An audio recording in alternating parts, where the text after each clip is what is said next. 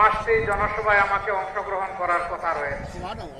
এজন্য সাফ-সাফা 2-4টে কথা বলে আপনাদের দোয়া নিয়ে বিদায় নিতে চাই।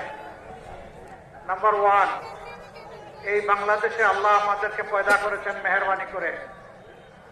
আমরা বদ্ধপরিকর, আল্লাহ তাআলা দেওয়া হুকুম অনুযায়ী এই জমিনে আমরা ন্যায় ইনসাফ কায়েম করতে চাই। আউযু বিল্লাহি মিনাশ শাইতানির রাজীম। ইন্নাল্লাহা ইয়া'মুরুকুম বিল আদলি ওয়াল ইহসান ওয়া ইতা'i যিল কুরবা ওয়া ইয়ানহা 'আনিল ফাহশাই ওয়াল মুনকার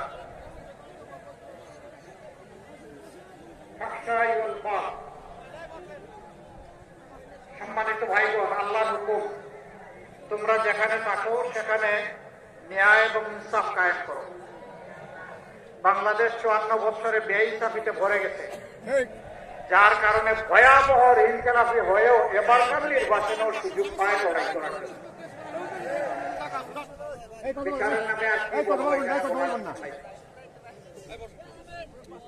গরিব মানুষের জন্য কোনো বিচার নেই, নিরীহ ভদ্রলোকের কোনো বিচার নেই, নির্যাতিত মা বোনের কোনো বিচার নেই, নির্যাতিত শিশুর জন্য কোনো বিচার নেই। বিচার পকেটের টাকা কিংবা গায়ের জোরে প্রভাবিত হয়।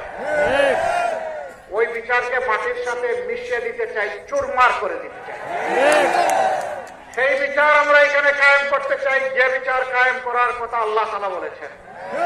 এই ব্যাপারে কোনো কম্প্রোমাইজ নাই, টলারেন্স জিরো। এখানে কারো সাথে কোনো আপোষ নাই। যে অপরাধের জন্য সাধারণ নাগরিকের বিচার হয়ে শাস্তি হবে, ইনশাআল্লাহ তাআলা আজিম একই অপরাধ বাংলাদেশের প্রধানমন্ত্রী কিংবা প্রেসিডেন্ট করলে তাদেরকেও ছাড় দিয়ে কথা বলা হবে না। বিচার একটাই হবে, বিচার বিভক্ত হবে না।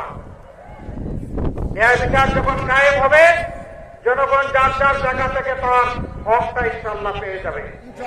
আর হক পাওয়ার জন্য কাউকে চিৎকার দিয়ে, লড়াই করে, মিছিল করে, নিজেকে নিজের ঘর বাড়ি থেকে বিচ্ছিন্ন করে, কর্মস্থল থেকে বিচ্ছিন্ন করে রোদে শুকাতে হবে না, মেঘে ভিজতে হবে না। ইনশাআল্লাহ রাষ্ট্র বাধ্য থাকবে জনগণের হক জনগণের হাতে তুলে দিবে। 2 নম্বর, রাষ্ট্রের দায়িত্ব হবে